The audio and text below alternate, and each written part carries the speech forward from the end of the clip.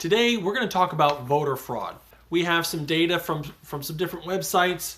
I'm going to share that with you, and you're going to see that this is a much smaller problem than a lot of people make it out to be.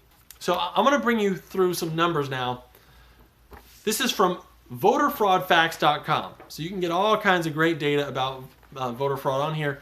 Now, of course, the website, they do believe that this is a problem. Voter fraud is a problem. They don't necessarily believe that each different type is as big a problem.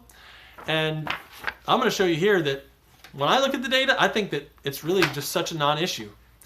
So get a load of this. You tell me if you think this is a massive problem. Between the year 2000 and 2010, so we're talking about 10 years here, there were 649 million votes cast in general elections. It's not really all elections, but general elections. There were 13 credible cases of in-person voter fraud. In-person voter fraud, remember, that's the only type that voter ID laws actually can stop. That's the only thing they're for. So we have these people fighting about laws to stop something that happens usually one time a year, like 1 or 2 times per year, because 13 times in 10-year span, that's insane. It barely happens at all. It's as close to a non-issue as you can get. And the other types of voter fraud aren't particularly common either. So they are a little bit more common, but still very, very rare. Out of 197 million votes cast for federal elections between 2002 and 2005, so just 3 years, only 40 voters were indicted for voter fraud. Only 26 of those actually resulted in convictions or guilty pleas, or about 0.0000013%. Okay, that's 1/10 of 1 millionth of a percent. So voter fraud happens 1/10 of 1 millionth of a percent of the time. And this is made out to be like some massive issue. That's all voter fraud. That's all types. That's including vote by mail, because absentee ballots are used all over the country. And several states, including Oregon, have had vote by mail for many years. Many, many years.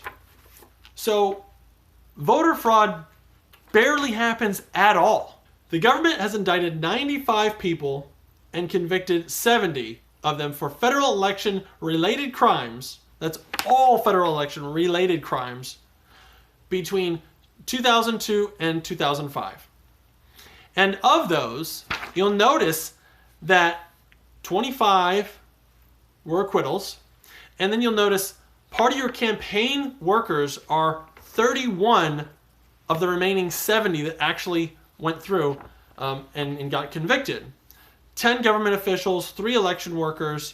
Only 26 of those were just regular voters like you and me, just like regular people.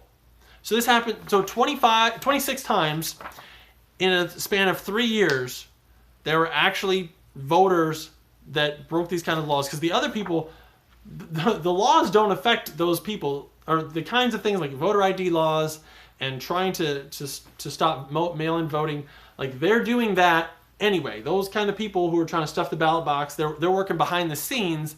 They're harder to catch, and we're not doing anything more than we were before. All these new laws are trying to target those 26 people every 3 years.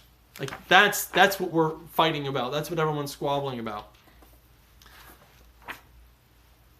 Feces in peanut butter is a bigger problem than this. What do I mean by that? If you look at the FDA allows 3 milligrams per pound of animal feces in your peanut butter. Is that a problem? Well, sure, it's a problem, but do you know how many milligrams are in a pound? 450,000. So you have over 450,000 milligrams per pound. 3 of them are allowed to be some sort of feces. Because like in a factory, you know, things happen. There are bugs, there are mice, things happen. And if a tiny little speck gets into a giant vat of food, there's allowed to be some minor amount.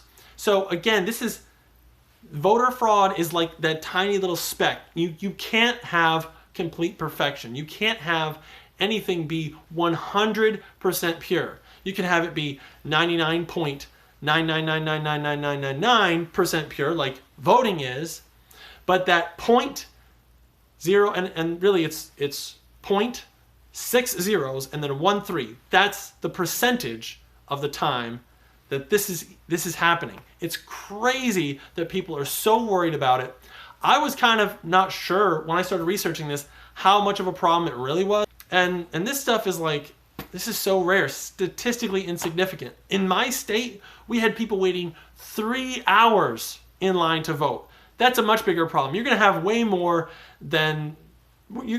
people that aren't gonna vote because they don't wanna wait in line for 3 hours when you have that kind of thing happening all over the country, than these, several cases, these dozens of cases that happen with this, So tell me what you think. Look at the data. I'm going to put it in the link in the description. Look at it for yourself. Tell me where I'm going wrong.